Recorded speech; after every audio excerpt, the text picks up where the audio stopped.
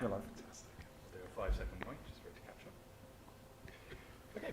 Hello, everyone, and thank you for tuning in. I'm Ben, Kent Union's Vice President of Postgraduate Experience and co-founder of Kent Union's Campaign to Stop Killer Robots Working Group. I'd like to welcome you all here to today's panel, Emerging AI in the Weapons Space, a discussion of ethics and research possibilities. Myself and Lauren, who unfortunately can't be here in person but is watching online, who's also the co-founder of the working group, have been working very hard to pull this together in the past few months. So a massive thank you to the panelists for giving their time, and thank you for everyone who's here today and watching online. It's really, really appreciated. We'd also like to thank both the incredible team at both the UK and international campaign to stop killer robots, who have been incredibly supportive of this panel in both its conception and promotion. Now, before we get into the details, I just have to go through the usual health and safety riffraff. We're not expecting any fire alarms, so if any alarms do go off, please make your way to the fire exits, which you can see on the left and right of the room, or just behind me, respectively. And then we'll meet in the Simpson car park, which is the rally point, if there is. But fingers crossed, we shouldn't get to that. But to give a little bit of context, about a year ago, Kent Union passed a motion in support of the campaign to stop killer robots. And a ban on support the campaign to stop killer robots and a ban on the development of lethal autonomous weapon systems. This panel is something that we wanted to organise since then to raise awareness amongst students and throughout the university. In case anyone's unaware, the Campaign to Stop Killer Robots is a coalition of 250 plus member organisations working to ensure human control in the use of force. The campaign calls for new international law on autonomy in weapon systems. The importance of university as spaces where research into AI happens and where future academics, politicians, lawyers, and activists coexist cannot be understated. It is undeniably important that the conversations around autonomy in the weapon systems happen right here, right now. Therefore, today we intend to cover the ethical considerations, development trends, and applications in AI weapon systems. The intention being to encourage discussion amongst students and beyond of the ethics of research, development, and use of AI in weapon systems. Our panelists collectively have extensive experience in research, activism, and academia related to AI and autonomy in weapon systems. And as such, I want to encourage our audience members to take the opportunity at the end of the panel to ask your own questions. So, let's meet our panelists and stop me talking about all of the bits in between. First of all, we have the wonderful Dr. Tim Street. Tim is the Secretary of British Pugwash and the coordinator of the Student/Young Pugwash. British Pugwash is an organisation that brings together scientists and others concerned with international affairs and disarmament. Tim is also the chair of the Nuclear Information Service, and his recent publications include The Future for UK Defence, Diplomacy and Disarmament, and the Politics of Nuclear Disarmament. Next up on the list, we have the wonderful Dr. Connal Parsley.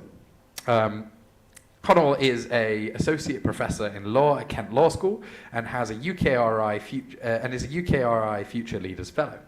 Connal has a background in legal practice, working for the Australian government solicitor before joining academia. Connal's research spans law and legal theory, political philosophy, the philosophy of technology, and creative research methods. He's currently leading a major project, The Future of Good Decisions, an evolutionary approach to human AI government administrative decision-making. The project takes an interdisciplinary approach to devising new evaluation criteria like live-action role-play to explore possible decision systems and emerging value priorities. Connal's also the co-director of the AHRC, apologies, I had to read that twice, funded Interdisciplinary Law and the Human Research Network. And last but certainly not least, we have the wonderful Robert Chalmers. Rob is from Flinders University in Australia, where he's a senior lecturer and a course coordinator of the postgraduate Juris Doctor program. Apologies, have I said that right? Fantastic, Rob.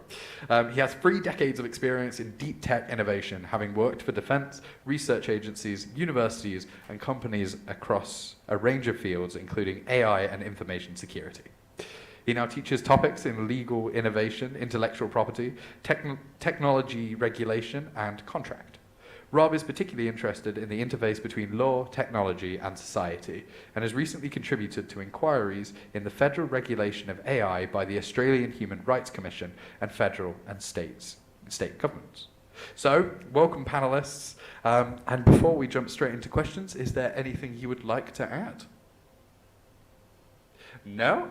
An agreed shake of heads. In that case, let's jump right into our first question, which is, what is it actually important that we discuss the research and development of autonomous weapon systems, especially in front of or as students in universities?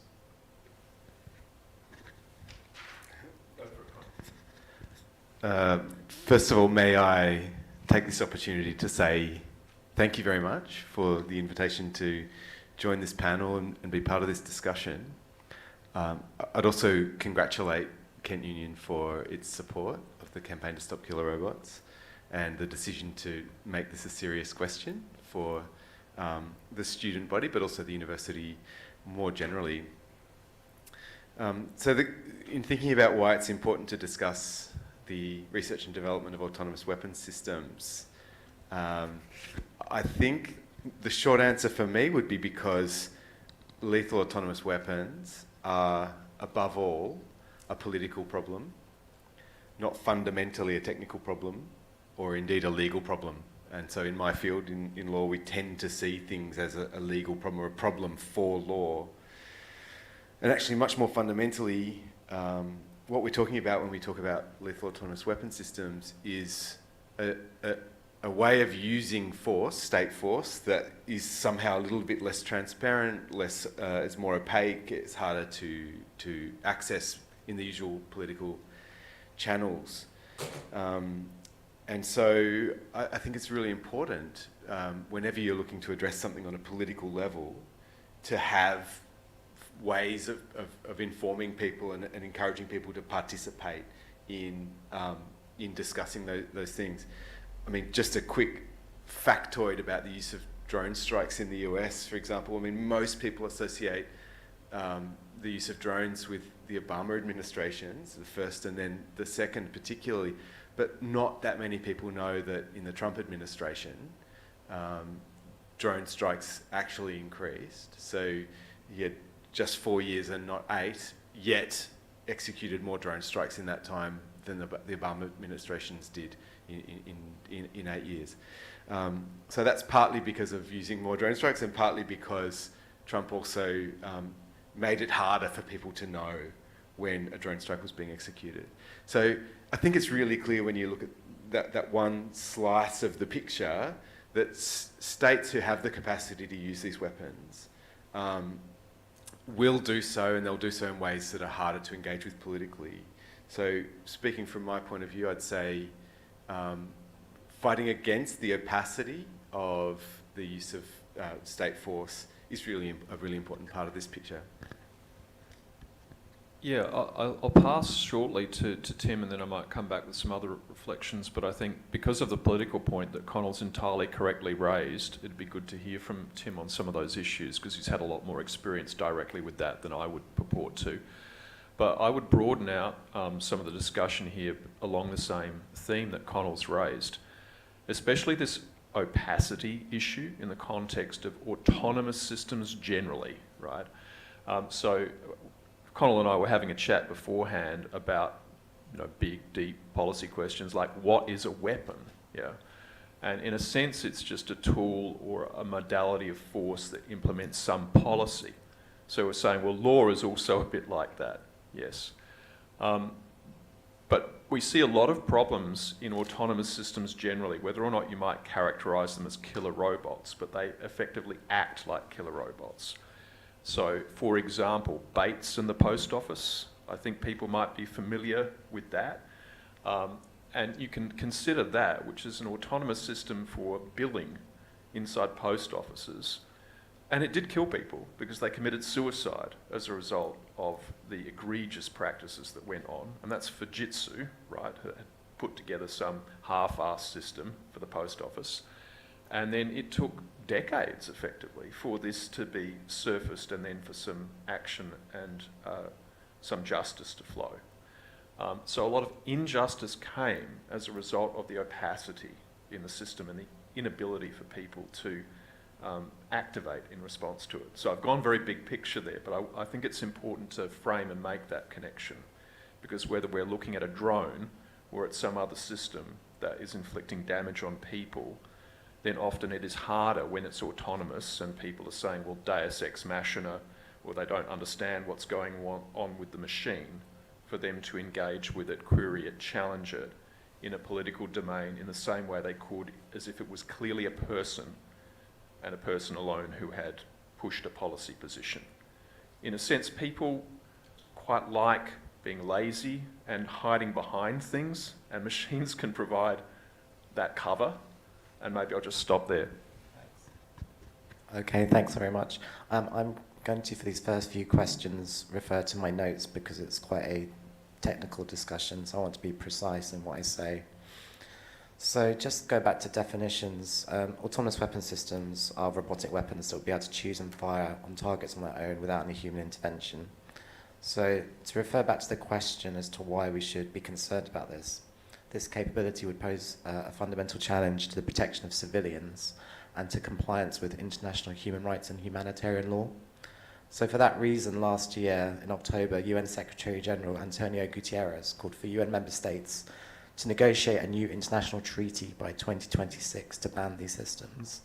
And then in November, the UN General's First Committee voted for the first ever UN resolution on these systems, with 164 states in favour. And that called on the international community to urgently address the challenges and concerns the system raised. And the UK government did vote in favour of that resolution. But specifically on the UK and universities, again referring back to the question, the Campaign for Killer Robots, as Benna says, called on the UK to go further than just supporting that resolution, but to support a new legally binding treaty on autonomous weapon systems. But the UK government has stated that new international law in the area would be against the UK's defence interests. The campaign itself has published a study in 2022 examining 13 UK academic institutions that have received funding from the UK MOD Ministry of Defence and have links with the development of autonomous weapon systems relevant technology.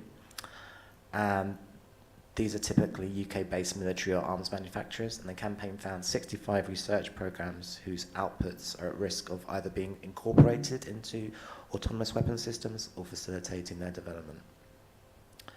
More broadly, the investigation found a close relationship between the defence sector and UK universities, inadequacies and contradictions in universities' ethics frameworks, a lack of safeguards for the end user and dual-use risks associated with autonomous weapon systems relevant technology, and a concerning absence of transparency, accountability, or ethical consideration around research with potential applications. And that links back to what's been said about the question of opacity in military technology. So in terms of moving forward and thinking how to remedy this, the study proposes a series of measures for academic institutions to ensure that research and innovation will not contribute to the development or production of these systems. And these measures tend to focus on risk assessments and ethical frameworks. So yeah, that's what I'm going to say on that question. Did you have anything else you wanted to add, Rob? Or do you yeah, want to I move to suppose the next risk-based approaches to AI regulation are now common and embedded in Europe. One of the problems, though, is risk really, to do it properly, it has to be a contextual understanding, yes.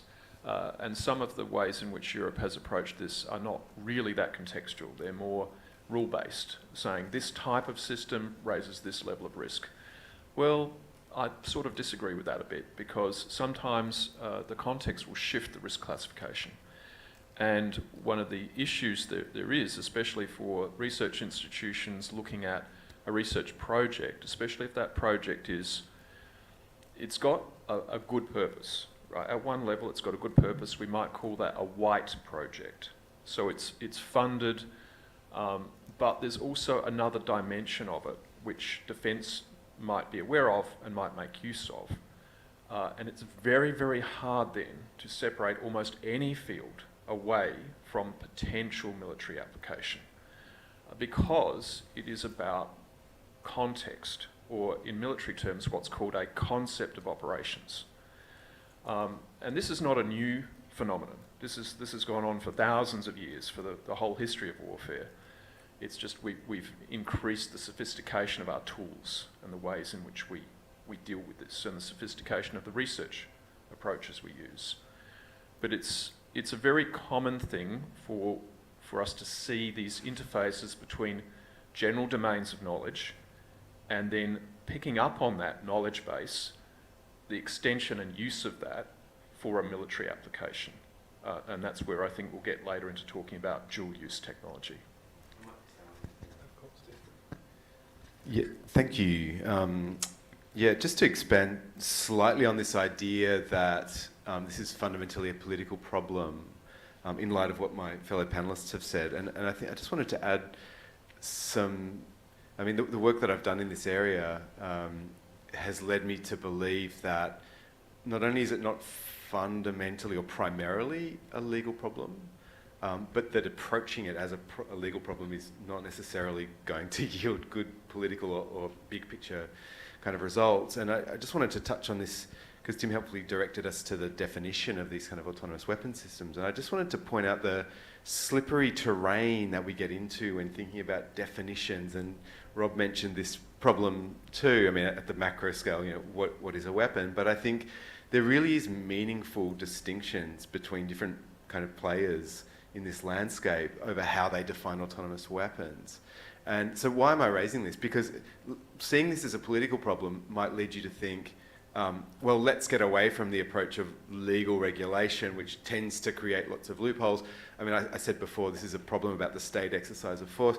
The starting presupposition for legal systems is that states are entitled to use force, and what they tend to do is constrain and shape the way states use force. So create sort of red lines or proportionality tests or so on that you can't go past. So that pushes me to think, well, a ban is certainly the way to go, but you don't get out of that legal problematic by saying let's ban it. I know that international law has banned some weapons and states still use them.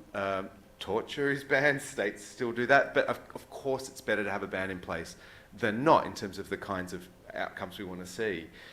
But I just think in terms of banning autonomous weapons, the scholarship in this field has sort of churned ad nauseum, but I think it's still really important to point out that you need to know exactly what you're banning if you want to come out and ban, especially because Britain, as Tim mentioned, but also many other states are not in favour of a ban to start with, right? So usually it's because of this perceived loss of efficacy in their defence network. So okay, that's fine. But it's interesting that lots of scholars would define autonomous weapons in the way that Tim described, but the British Ministry of Defence has a higher standard for determining what is an autonomous weapon.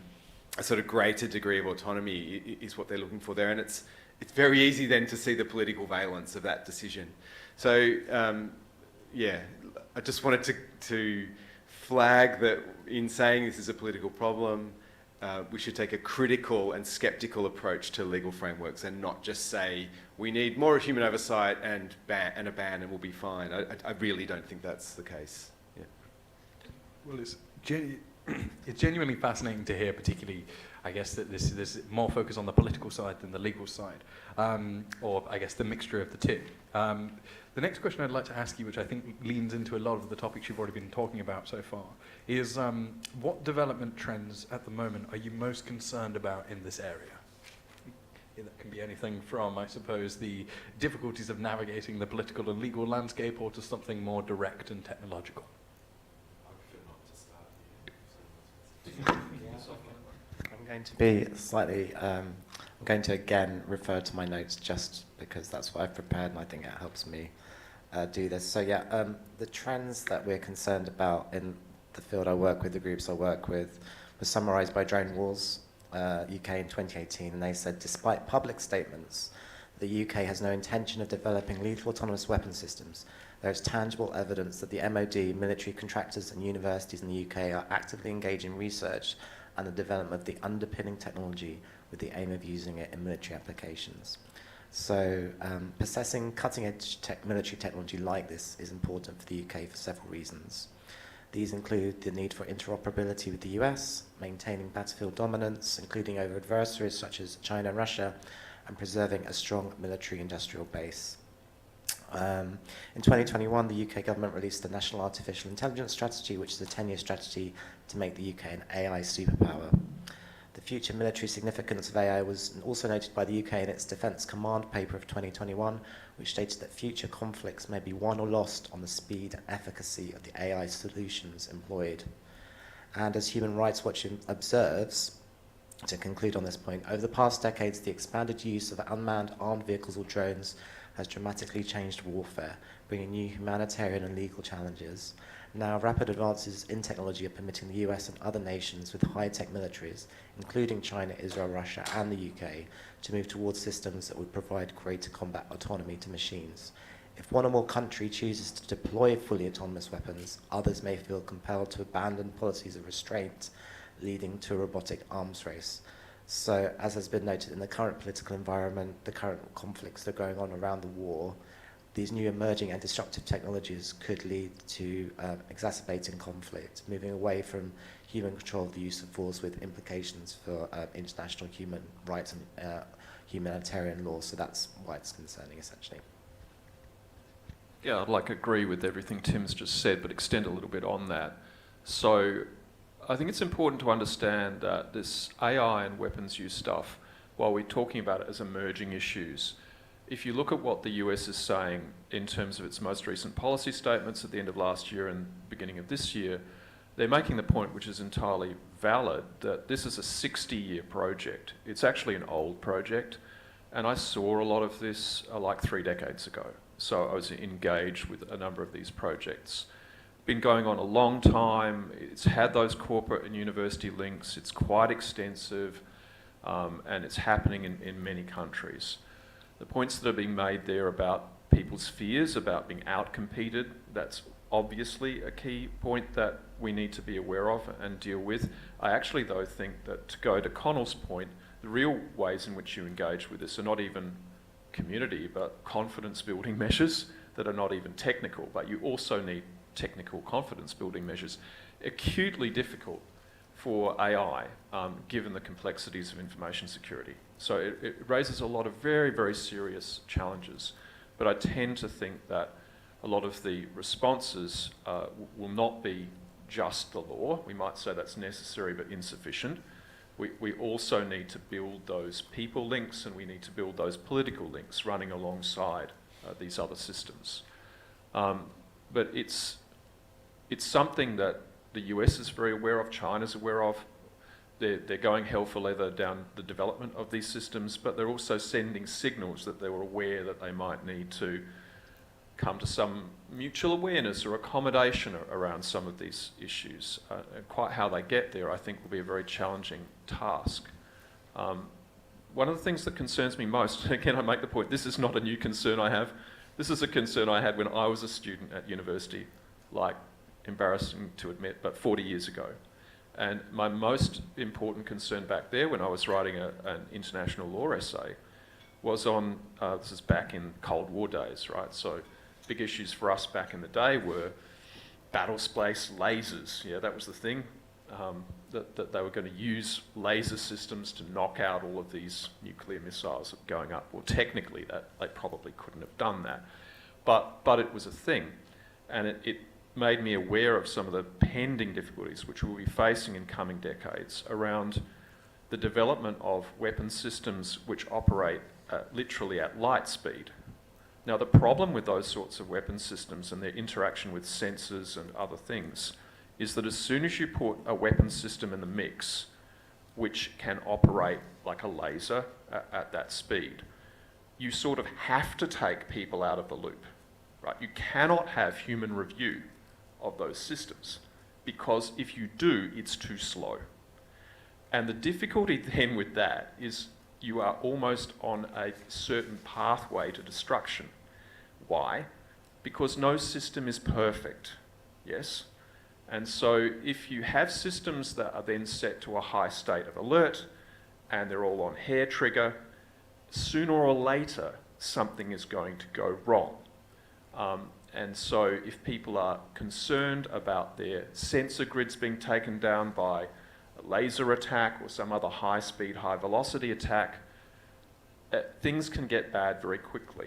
I mean, if we look back in history, you're a history student, what happened in the Cold War, you know, you've got people like McNamara, US Secretary of Defense, saying, well, there were several times when we got very, very close to nuclear war. And what walked us back? Well, it was some people in the loop that walked us back from that point, yeah? So there are many, many challenges that come, not just as a result of Terminator-style killer robots, but if we conceive of weapon systems much more broadly as being a connected series of sensors, information processing systems, and a wide variety of weapons, which might be, you know, of all sorts, and newer weapon systems coming along. It's the interplay, interaction, and fusion and confusion of those with human political practices and heated political environments that can send us on a bad pathway. Yeah. Thanks. I don't have too much to add to the words of my fellow panellists, who I agree with very much. I mean, I suppose I can see that the question is driving towards a technical kind of answer. So what sort of technical capacities are being developed? And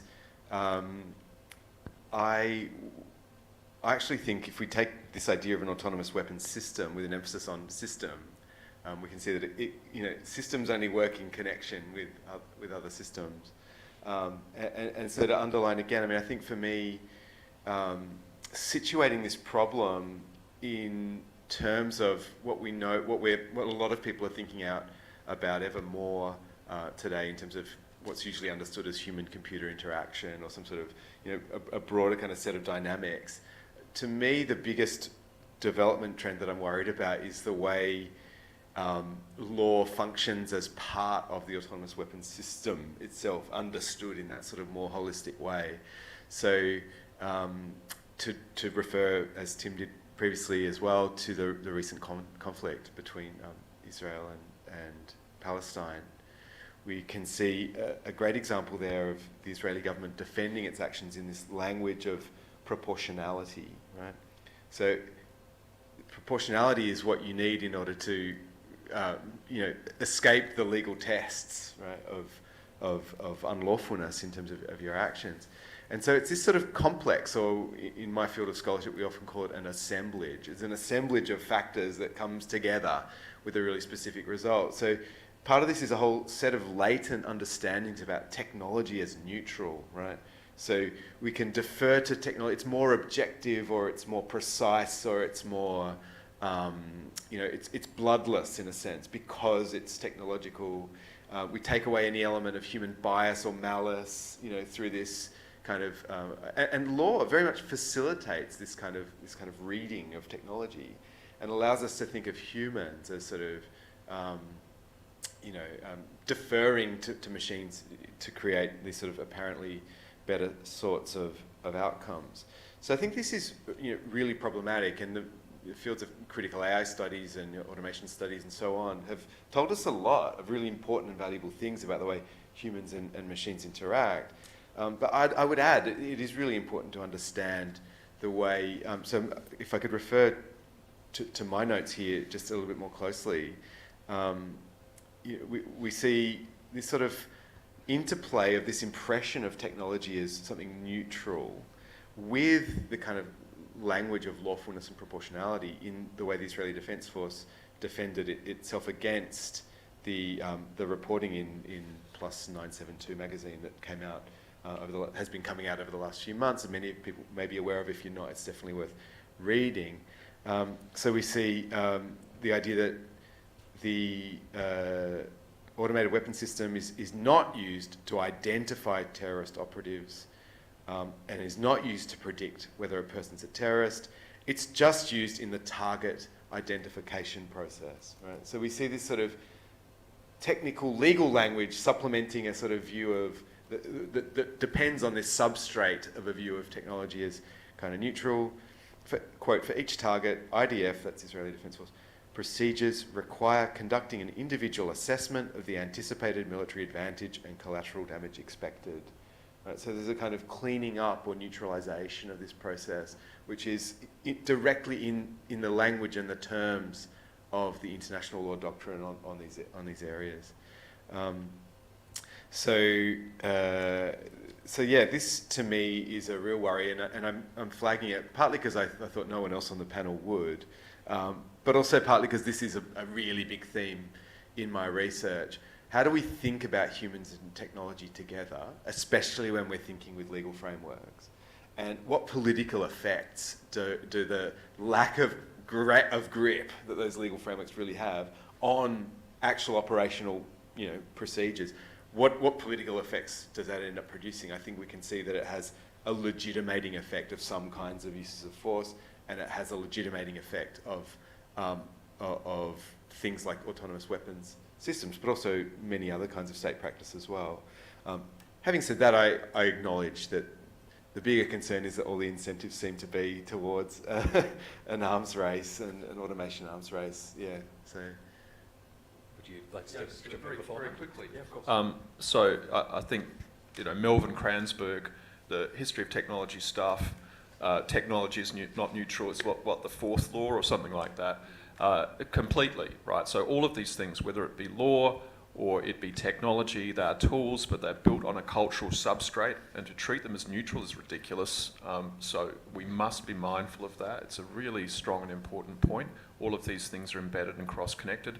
And another gloss on what our other panellists have commented on before, you can look at any of these countries, including those who are not subscribing to limits on AI, and you will see the language of international humanitarian law compliance and all of these things. They're written into the policy frameworks. So that's like a given. That's not going to get us very far. It's these other more complex issues of how these things are developed and used and deployed, and a lot of that is now becoming increasingly commercial. In fact, the explicit doctrine of the Pentagon now is they don't want to develop military-only tech. They want commercial standard first is the development approach for a lot of AI. And it's also important to be mindful that use in kill chain for drones is like their third order of priority. It's embedded within their data analytics and AI office, sort of in that order of priority. And they're really interested in battle space awareness and in other uses within the enterprise of enterprises. It starts to sound like a commercial enterprise, which is again why I drew in at the outset this cross-linkage of autonomous systems into the civilian environment, because the lines can get very blurred, yes, and we can be lawyers and we can argue about definitions and terms, but considering how these things play out in practice, that's the important thing.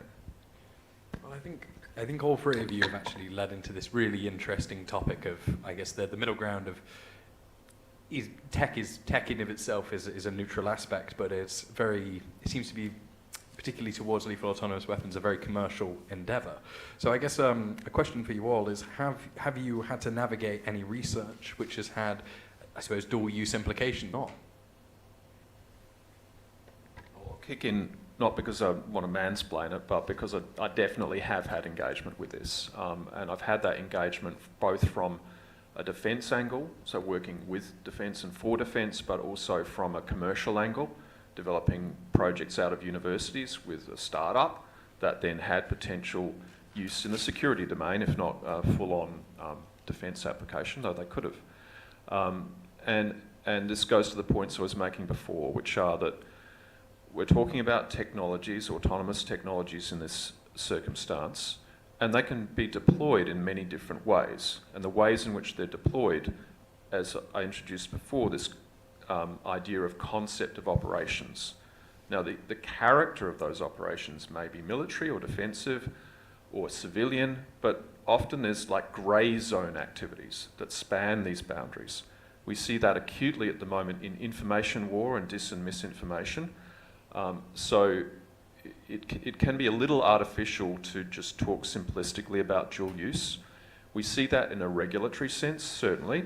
But again, I'd take Connal's point there. So there are simplistic lists of dual-use goods that we might see in an import-export context that a lot of countries have, and they'll say, well, certain goods we can't send to certain places without permits and consents and licenses that have to go through our respective defence organisations. So that's a very common sort of framework. Those things can date very quickly. At one point they were ridiculed because PlayStation chips were a banned item under certain dual-use technology lists. So technology moves very quickly. It's hard to adapt these and keep them current. But it's also simplistic because, as I said before, what is the concept of operations? Sometimes that will be held very closely by defence organisations. So you won't know that something that you've done actually has that application, but defence will. And so therefore it's very difficult to, in advance, look at anything and say, well, there's an ethical issue there, because you don't know the context within which it may be applied. But I don't think that's necessarily an argument for saying, and in fact I think it's not an argument for saying that, oh, we shouldn't do anything, we shouldn't get out of bed in the morning because us getting out of bed in the morning might be used for defence purposes. Well, I'm taking it to absurd lengths, but that's basically how it is. So it's very difficult for people to navigate that clearly. There may be some applications where it's actually pretty clear what's going on, and that ethical uncertainty is not so high. And so, you know, I confronted that with some of the work I did, which was legal work, but at one point the red line that I hit was I was asked to draft a licence for a commercialisation of a glide bomb. You know, you see those now being used extensively in one of our current conflicts. And that was a point where it was entirely lawful because I was being asked to do that by defence. And I felt really bad about saying no because I'd worked with these people for a very long time. But personally, I hit that point where I couldn't continue, and so I had to go in and very respectfully say I'm terribly sorry, and there's no judgment on you, but I feel personally I can't work on that for my own reasons. But I didn't want to do it in a way that disrespected those people. So that was challenging. I mean, it looks trivial and obvious, but it was still a challenging thing to do. Other things much more complex. Some projects I've had exposure to. This is a university project with Defence Links, and they were developing biomimetic vision. And the application use was for drones, you know, advanced loiter drones. And this stuff was being done 20 years ago. Yeah, so this is not new stuff. And the other thing I don't think people understand is how long the development chain is for these technologies. It's very, very long. And so it takes decades for some of these things to work up. It's not all the latest sexy stuff that we take into these systems. So it's just going to be really interesting to see how that develops. But this issue of dual use is a challenging one, and it's not so binary. So I'll just reflect from my own experience and practices. There's a lot of it out there. You won't necessarily know it when you see it. Sometimes you will. And the boundaries where these things are being used and the fields from which they're being used are very diverse. And Connal and I were talking about this beforehand. So it might be anything from linguistics through to like arts and humanities practices.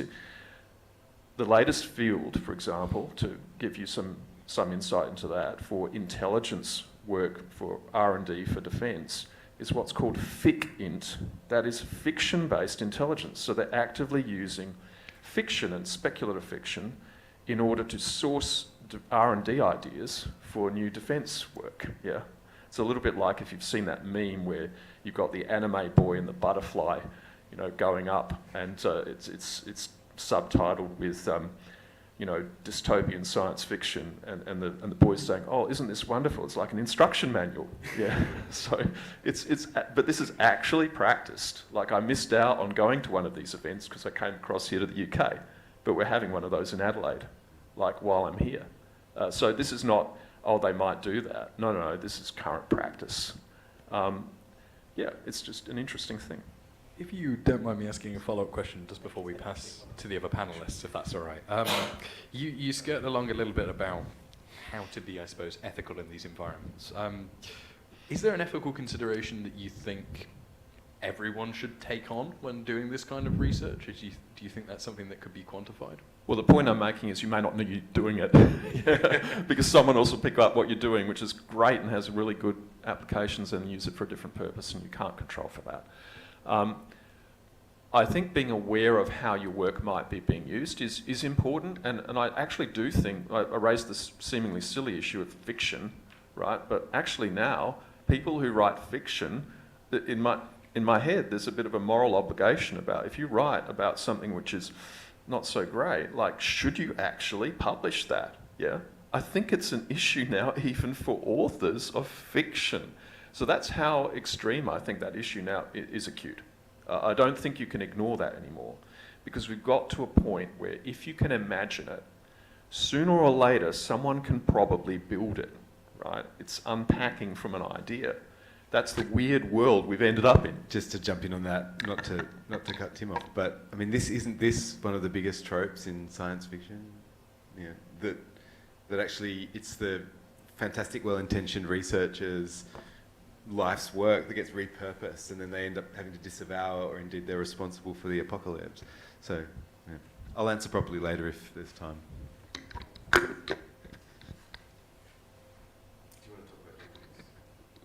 What was your next question going to be, just in case? Of course, absolutely. Apologies. Yes, we've gone a bit. Otherwise The initial question was if any of you had had to navigate research within with dual use, which has dual use implications. And then the follow-up question, I suppose, was that is if you had, is there any ethical considerations that should be had towards researchers, which obviously Rob covered at this point. It could be even fictional authors have to be ethically considerate. But yes, the initial question was, have you had to navigate any research which has dual use implications?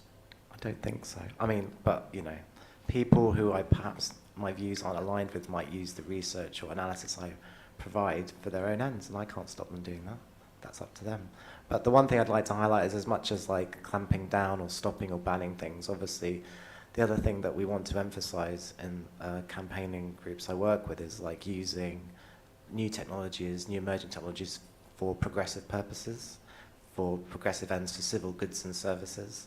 So it's not just about shutting down or closing down debates, it's about saying what we need to do is to use these new systems of knowledge, these new empowering technologies for things like dealing with climate change, poverty, health, and all these other kind of security issues, and not just focus on providing more tools to military production and weapons, essentially.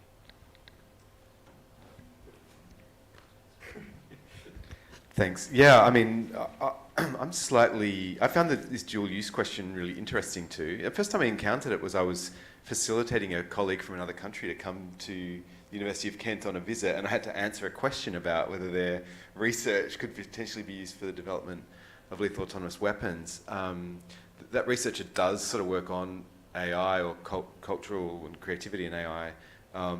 So it was an interesting question for me. Like, could their work be used for that? And as Rob said, I mean, I think, you know, quite possibly. But I do think that we should take seriously dual use in the technical sense. I do think it makes sense to say some technologies would be more readily adopted by weapons developers, for example, than others, and that it would be possible to know what some of those are and to shut them down. But I also would like to endorse this idea that it is slightly simplistic to the duality of dual use, that either is or isn't, you know, part of autonomous weapons development, is worth definitely taking seriously. My first degree was in linguistics, and I spent a lot of time talking to very smart PhD researchers in linguistics who were all very worried when they were doing automatic. They were working on a fantastic Japanese scholar called Shigeko Nariyama was doing work on Japanese English automatic translation, which at the time was understood as being almost, you know, impossible. So her work was theoretical on why it's so hard, you know. And now, of course, we have that kind of automatic translation. But her and people in her field were just terrified that their work would be used by the military. And I was sort of like, oh, what, really? Are you sure? And they gave me plenty of examples of things like early voice control development, where there'd be, you know, voice control mechanisms being put into wheelchairs, for example. And you can see how that's fantastic, that it helps people to have more autonomy and to be more mobile, and that's fantastic. But at the same time, the military was directly funding that research so that they could use voice control in battlefield operations, for example.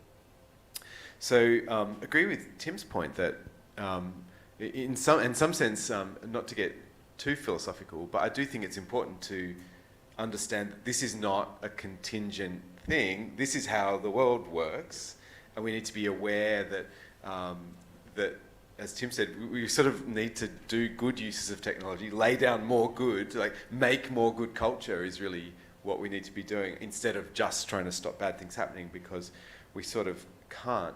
I mean, just in case there is anyone interested in the philosophy of technology around that, I'd recommend reading the work of Bernard Stiegler, who is someone who's very important to the project I'm running at the moment, who really tries to invert this hierarchy, well, not tries to, succeeds, I think, in inverting the hierarchy between humans and technology. Instead of, technology is a mere tool that humans can pick up and use however we want. Instead, humans are kind of formed by technologies, and the evolution of our spines, for example, was through technical processes. So for that reason, we are technical beings, and technologies for us are what he calls pharmacological, borrowing an older idea. And this is the idea that technologies can be poisonous or curative, or anything in between. And really, it depends on our reflective wisdom in how we put them to use. What sorts of use do we put them to? It's reflective wisdom, but it's practical wisdom. It's like knowing what's going to happen when you do certain things with certain tech. And I really think that's how we ought to be kind of thinking about these things. One last point, just to chime in on Rob's point about fiction and the military.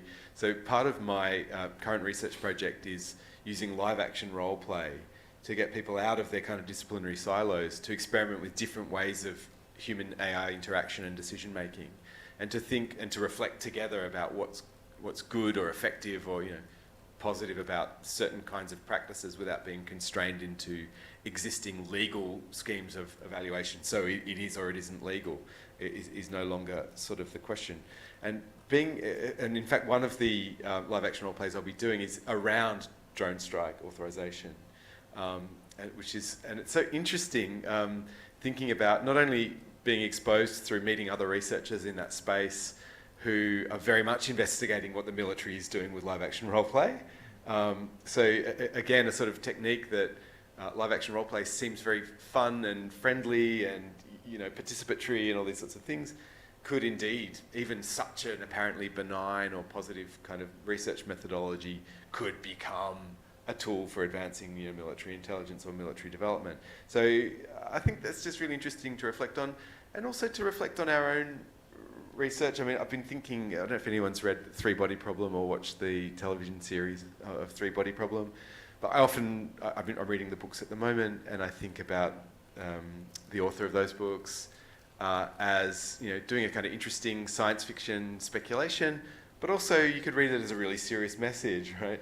Hey, humanity, don't necessarily broadcast our location to. So I do think serious fiction is a kind of really interesting new kind of genre of government work. There's plenty of those enterprises kind of going on. In terms of my own research too, I'm trying to design better decision systems between humans and AI. But I may end up designing ones that are much, much worse, precisely because they're trying to take all of these factors into account. I can't control, ultimately, as Tim said before, what happens to my research. Yeah, so that's a very important lesson. Absolutely. Thank you very much for all of that.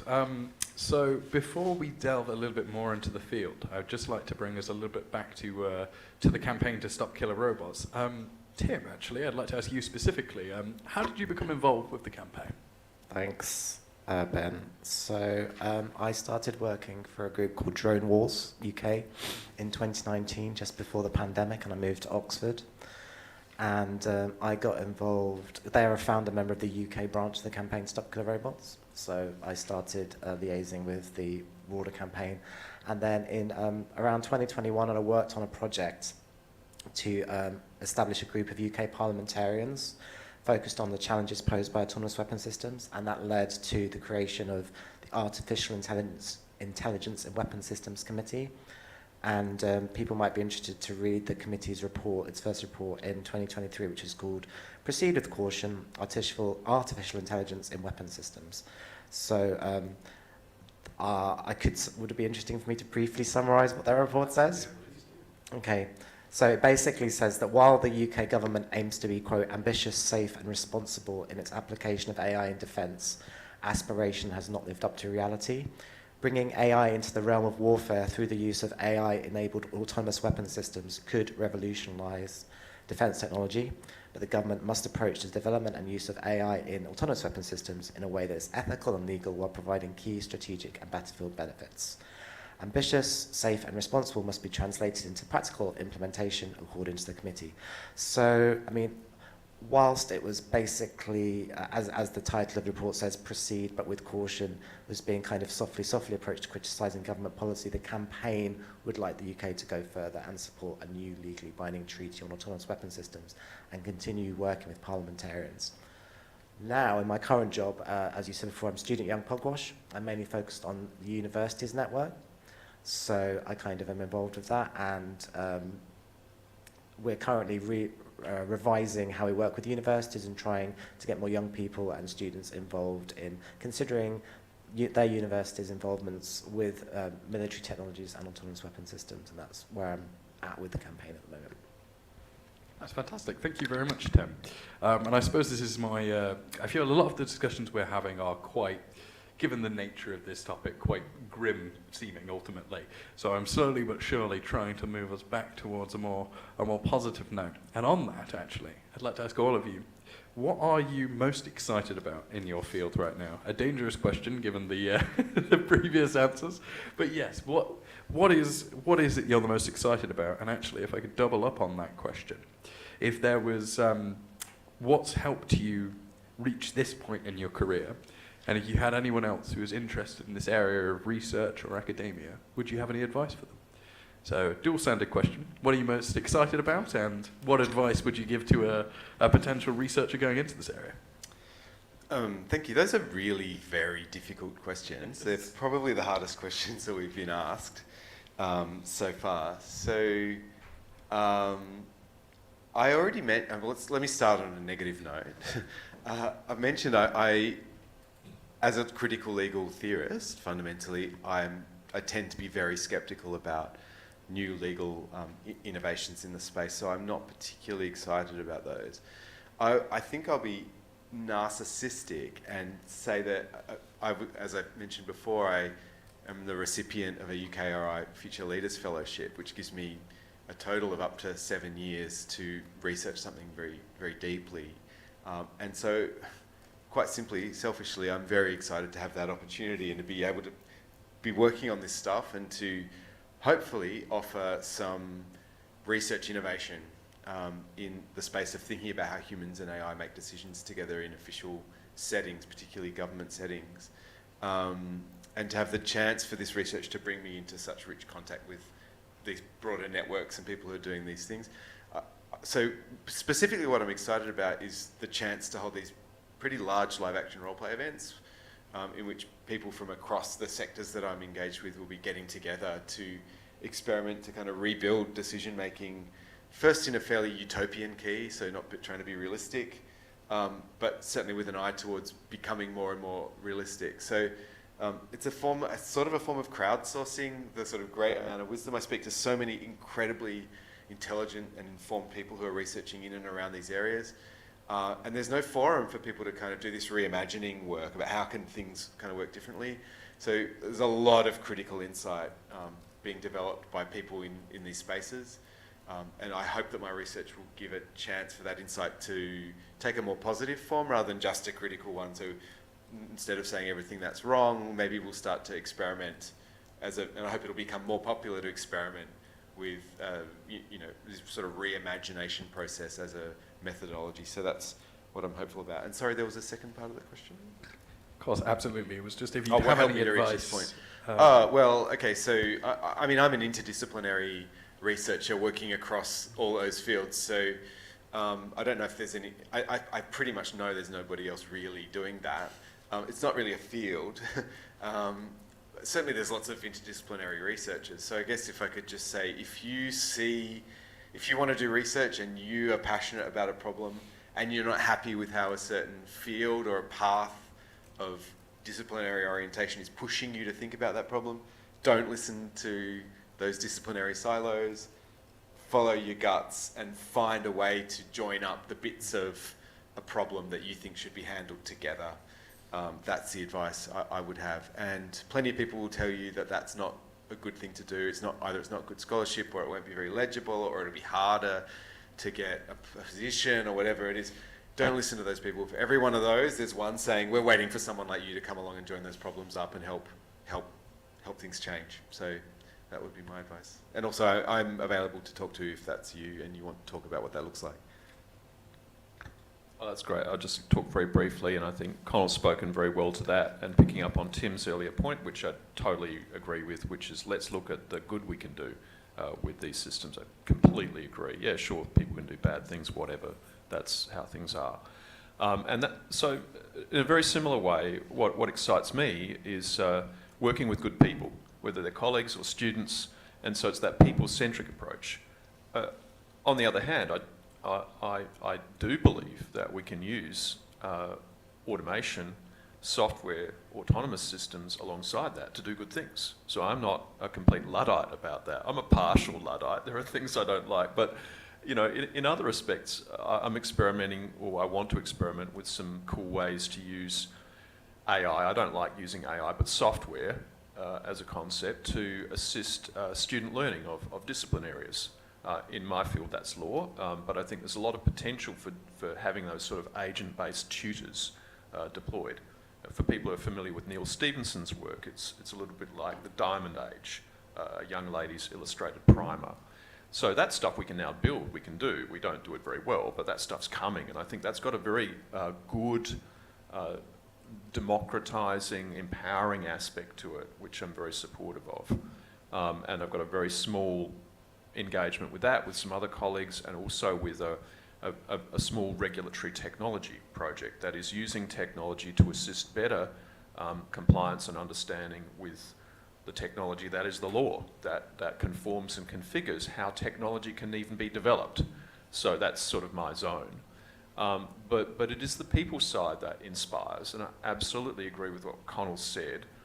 For people, my pathway has been extremely serendipitous. Some people are very planned and they know I want to go to the moon and I'm going to get there, or Elon Musk, I want to go to Mars, or I want to install a neural lace or whatever it is. Well, you know, good luck to them. I'm not like that. Follow your own path and passion. If you are very planned, go with the planned thing. If you're more freeform, go freeform. I strongly endorse interdisciplinarity, notwithstanding that it may be perceived by some people to not get you as far. I think it's a very rich landscape we have now, and there's lots of opportunities for people to contribute in the ways they feel best able to contribute, and I would endorse strongly that people talk to other people and engage with them, and the interplay of ideas, and it's from that interface that good new things can grow. Yeah, I agree about working with people is always the most exciting thing, where you can learn, how you can grow, how you can be challenged, and how you can empower people and bring the next generation forward. I should have said earlier, one of the ways I got involved with Campaign Stop Killer Robots, again, the second time, was doing the Student Young Pugwash annual conference on AI, peace and security we had earlier this year at King's College London. And if people are interested, we've got all the research and outputs from that conference online on our website, britishpugwash.org. But yeah, I like seeing new social movements and new people getting involved in political campaigning and finding new strategies and ways to like win and make progress and come up with really hard-hitting, well thought out strategic campaigns. That makes me excited and interested to learn from the past and really get to grips with the challenges that new technology or new problems face. And the problem that I've mainly been working on, I did my PhD on, was nuclear disarmament. And certainly on that issue, I concur that in recent years, there's been a lot of focus on the ban treaty, which is an international treaty to ban nuclear weapons, which has widespread international support. But we do also need to balance that with domestic political issues. And the way I came down on that was thinking about arms control and disarmament in terms of institutional democratization, to kind of work on this two-level problem of bringing states together on the international level, but also having meaningful democratic reforms to control new and emerging technologies, and also extremely destructive technologies, military weapons, through domestic control, through democratic control of these types of weapons. So thinking through those problems, finding new information and ideas on them and bringing people together to work on them, I find exciting, because these are long-term problems facing civilizations and societies, but we seem to have a very small window to find those solutions. but hopefully we'll have the wherewithal to do that in the time we have. Well, thank you so much to the three of you. And the last question I'd like to ask you before we open up to wider audience participation is just, I suppose, ending on this message of hope. From Connal, you have hope. It sounded like you have hope in your research and hope with that moving forward. With Rob, you mentioned the joy of working with others and kind of the avoiding the silos of non-interdisciplinary work, or how that can get you into. And Tim, you also had a very strong people and a focus on this this ban treaty that's coming towards. But what I'd like to ask you is, what do we have to be hopeful about in this area? It's obviously quite a bleak area. We've discussed that there's a lot of positives moving forward. But if you had to sort of sum up in one activity or one item or one thing that you were thinking about, what is it that we can be hopeful towards in emerging AI in the weapons space? And here is a dangerous question to ask you where you go, nothing, and we, no, I'm kidding. But yes, please, feel free. I'm going to say the danger of going first on this. I suppose, I used to think about this issue back in the day and think, well, I don't understand how our societies work and how we're in this complex, highly technological environment we live in. And we all can look back just 100 years and say the world was very different back then, and certainly look back 2,000 years and it was very, very different. But there were still the ideas about automata thousands of years ago in all cultures, and there's still military conflict. And while there are very many very serious problems we face, whether they're environmental or political or armed conflict or injustice, there are so many issues. Yet still, we are here. We've reached this point, and I think that history gives me some hope, right? So to look forward, to have hope, I actually look back and I look at the current environment, because often speculative work is really rooted in the past or in our current environment. We see this even with fictional works, and it sort of can't be any other way, because we're generating those from our lived or our cultural experience and heritage. And so I think for all of us with our different cultures, our different heritages, if we can draw on the root strength of those and the humanity that they stem from, and give back to our culture, give back to our world, and I think there's a lot in most people that stems from that. That's what gives me hope. Thanks. Yeah, that's very true. Yeah, I mean, looking at the recent activism and protest on campuses around the world with regards to the Gaza-Israel conflict is a source of optimism for me. Some people might criticize hope as being a bit wishy-washy of a word, but the old adage of pessimism of the intellect, optimism of the will does apply in our very difficult geopolitical times that we're faced with. But the commitment and the sacrifices made by people, especially young people on campuses, and you listen to people's interviews and said they're driven by conscience at this time of global conflict. We can't just focus on our narrow careerist ambitions, but we have to remember our humanity and put that uppermost in our minds when we're faced with these huge challenges. I think if anything's going to get us through this next century, it's going to be those kinds of moral determinations that are going to win us through.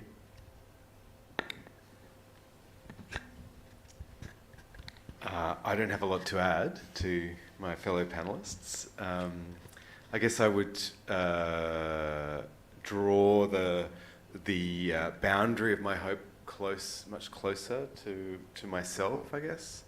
My hope is that I'm wrong, perhaps, about what I think is probably going to happen in this space.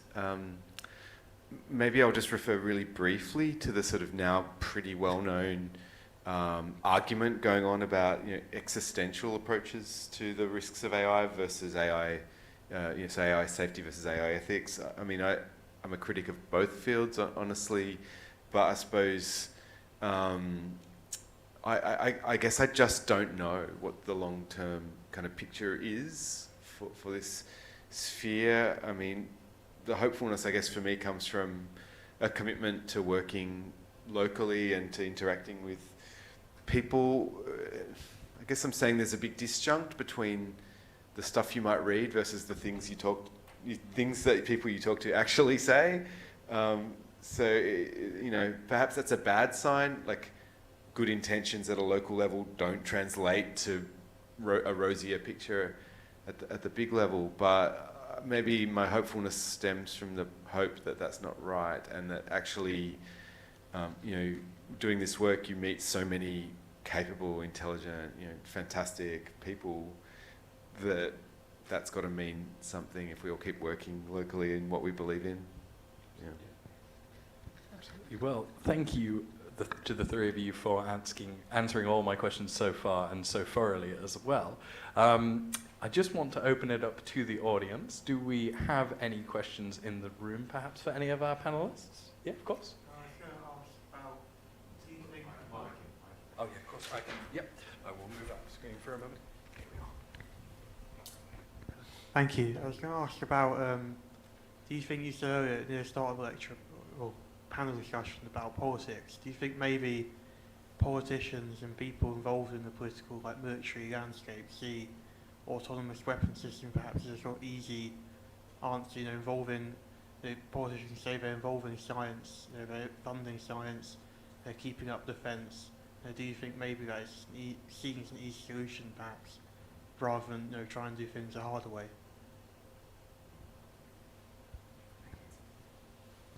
Yeah, I think you can frame that as part of a broader techno-solutionism approach. So I think that's widespread amongst politicians. I think it also extends into the law to bring it closer to my field of activity. We see a lot of this development around what's called rules as code. And so there's this perception that rules can just be shoved into software code and machines can look after that stuff. And don't you worry about the policy settings that sit back behind it. And that concerns me very deeply. So I think we need to be very careful about that, and we need to challenge that politically where we see those things happening. And yes, I think this is one manifestation of a broader class of response that can be quite superficial and not that helpful.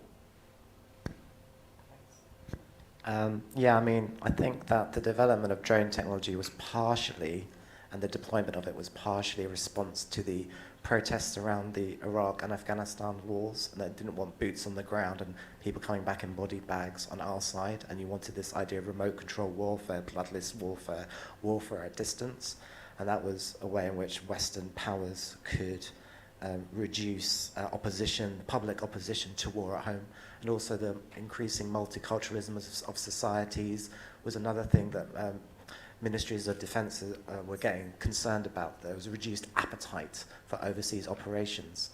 But then again, you look at historically the way in which more colonial-orientated powers in the West have conducted operations, and since the beginning of the 20th century, they've always had this idea of using technology as a way of having fairly lower cost war and controlling large areas. In, for example, the Middle East, the idea of aerial policing was something that was always in Britain's mind at the start of the war.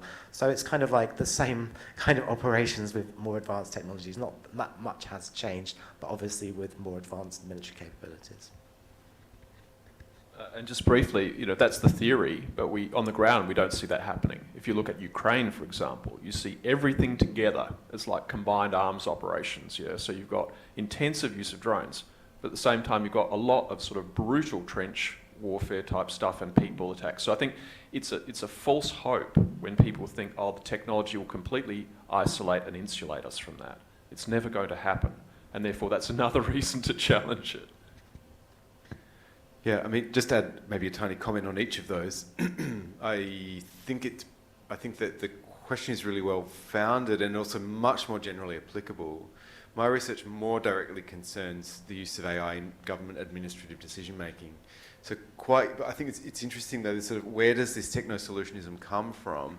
We tend to see this idea of people, there's some sense that we're obliged to implement these systems, and it's very obvious why in the arms space, in the context of international relations. But that's not only there. There tends to be some force that the adoption of these technologies has. So there's a kind of positive side to that. Yes, it'll be more efficient. Yes, it'll solve a whole lot of problems.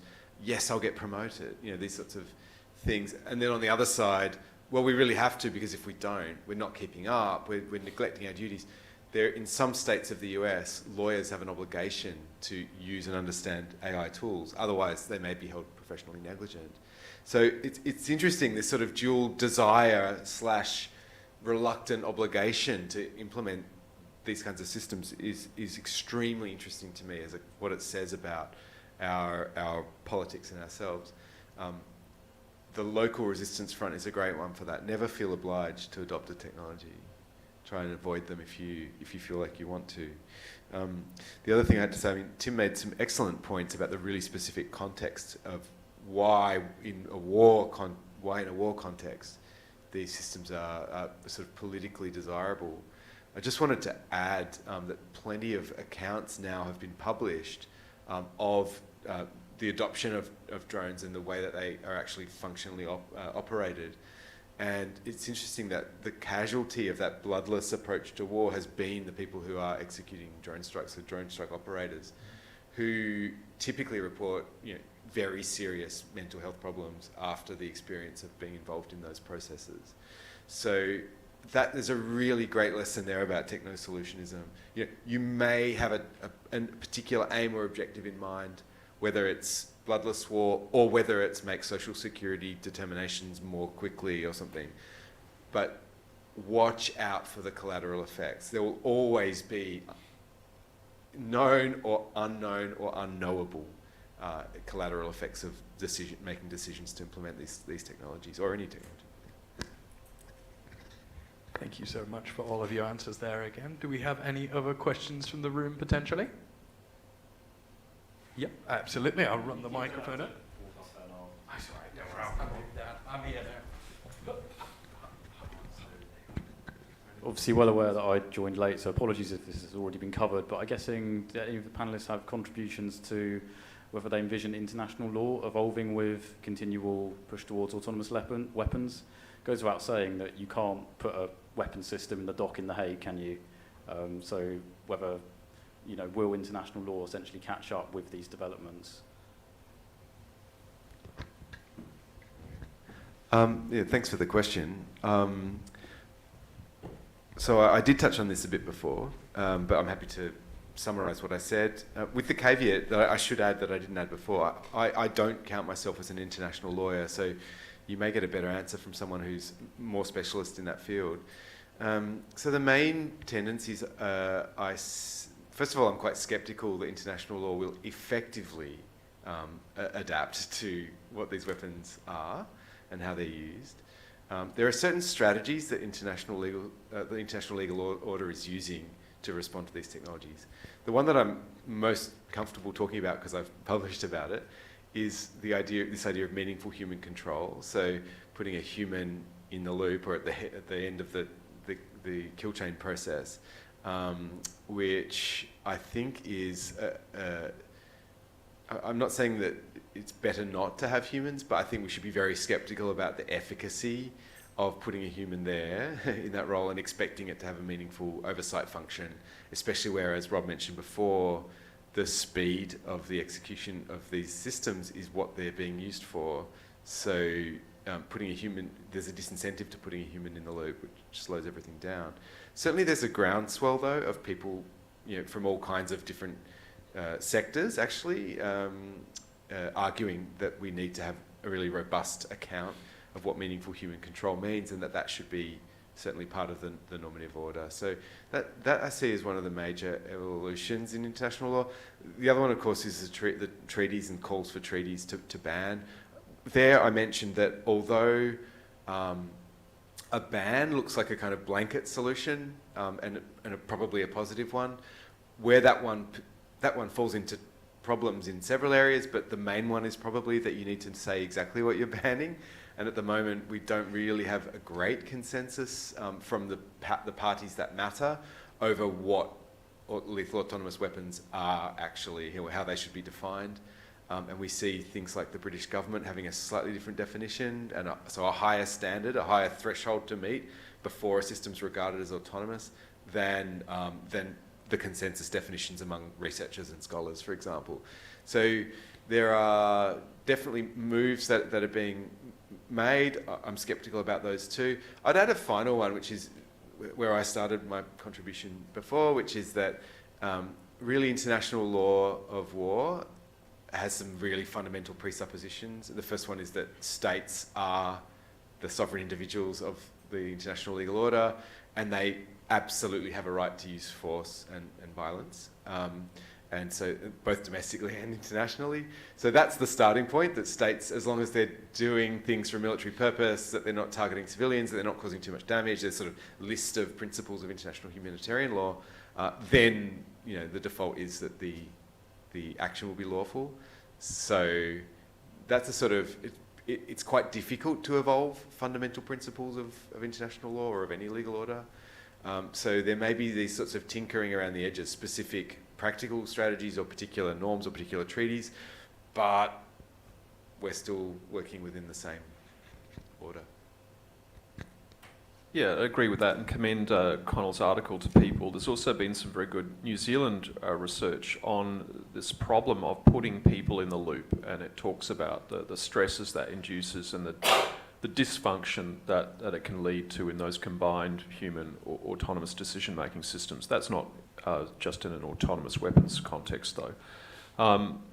And also just add the sort of bleeding obvious that, yes, we should be trying to do all of these things. It's not like we should stop those efforts, but there is a realpolitik dimension here, where if you have major powers who are holdouts on treaties like counter-mine treaties or nuclear disarmament or AI issues, and if that's the major military powers, then it's great for everyone else to walk away from those approaches, and I think that's admirable, but we will still have these issues in our faces as a result.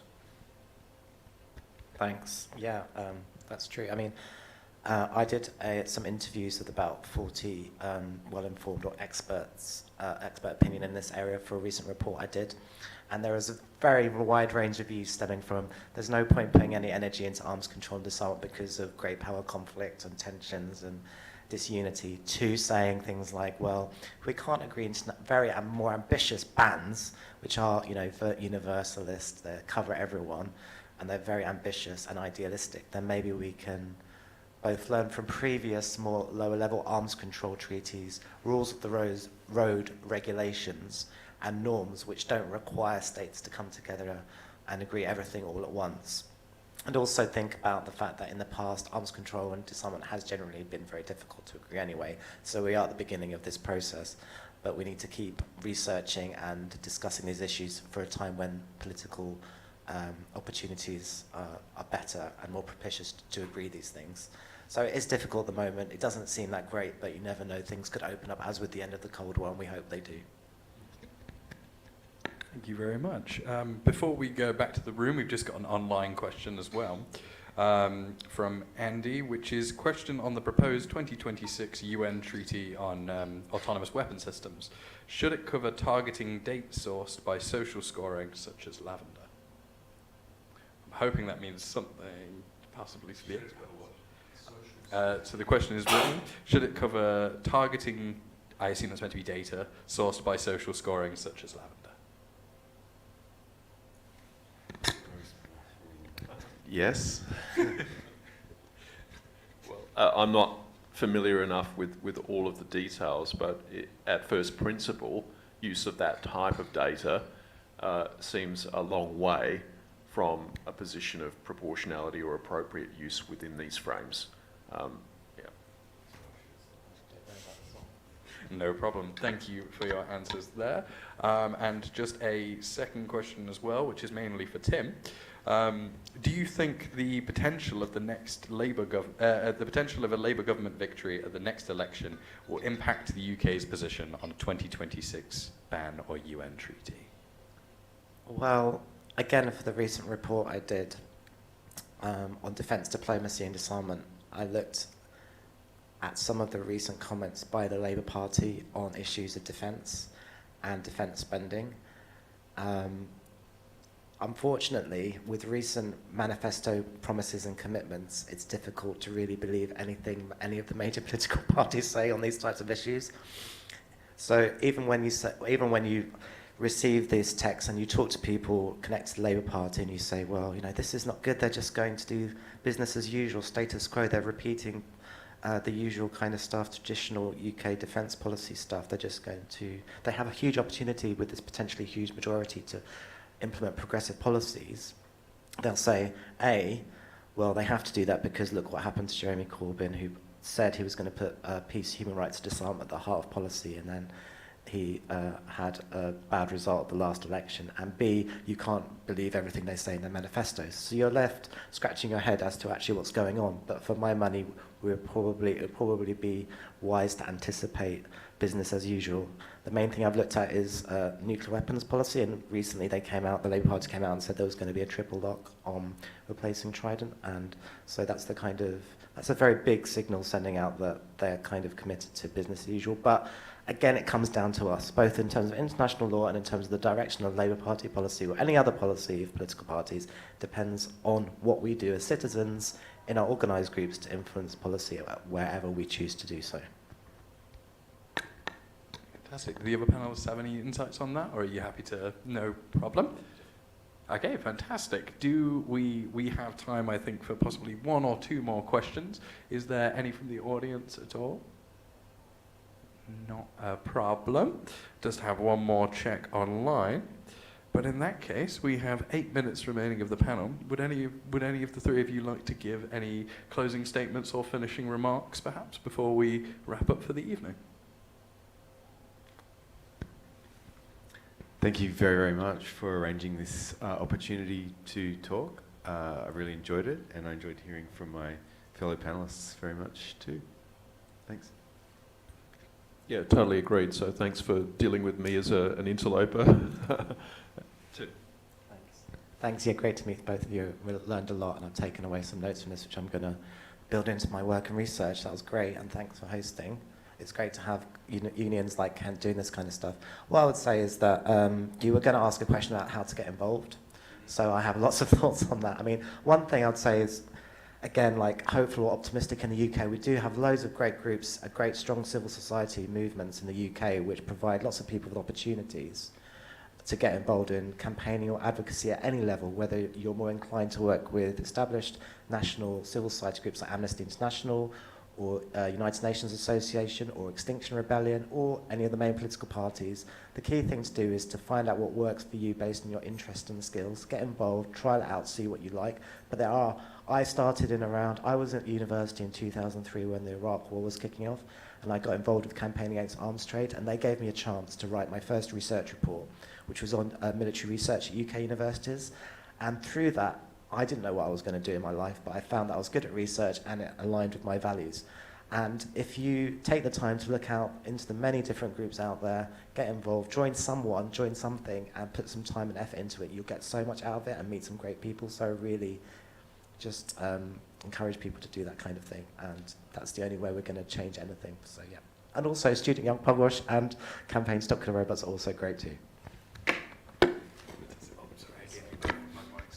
The issue of giving you both microphones. But on that note then, I would like to extend a huge thank you to all three of our fantastic panellists for both taking out time this evening to give this talk and also answering some particularly difficult questions in an incredibly interesting area.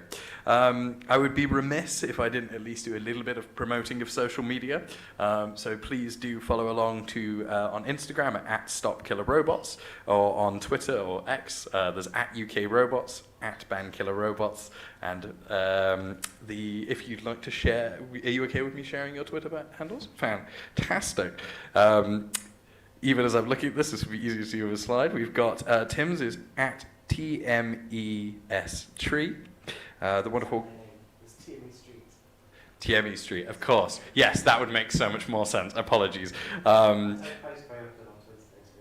No No problem. We've also got Connal's, which is much more simply at Connal Parsley with two N's. And last but not least, there's Rob Chalmers, who's at Rob Chalmers 11. All of these will be shared online as well, so they're easier as well as with everyone else. But on that note, thank you everyone for your time, and thank you again to our wonderful panelists. And one last thank you to the fantastic Lauren, who was responsible for organising this behind the scenes and has been exceptional. So on that note, thank you very much. Enjoy the rest of your evening. For those of you that are in the room, there are some what can only be described as light refreshments down here, so feel free to help yourself. But thank you very much.